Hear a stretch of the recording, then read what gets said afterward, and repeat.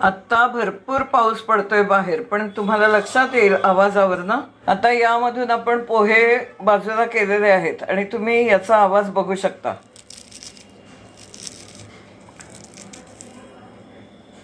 छानपैकी चुरले जात आहेत. म्हणजेच तुम्हाला लक्षात येईल की पावसाळ्यात सुद्धा हा चिवडा अतिशय सुंदर तयार होतो.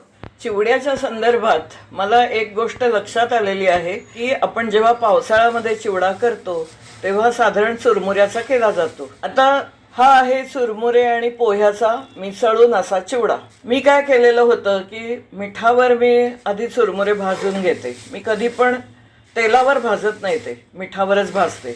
त्यामुळे त्याला हीट असते ती एकदम चांगली मिळते आणि चांगले भाजले जातात खमंग असे. त्यामुळे पहिल्यांदा मी असे चुरमुरे भाजून घेतले.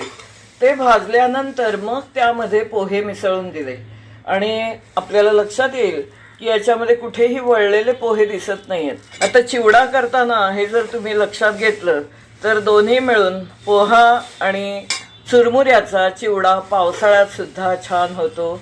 अजिबात पोहे न वळतात. तुम्हाला दिसतील कुठेही पोहे वळलेले नाहीयेत, नाहीतर असे आक्रसून येतात, तर ते तुम्हाला दिसणारच नाहीत आणि छान पद्धतीने चिवडा होतो.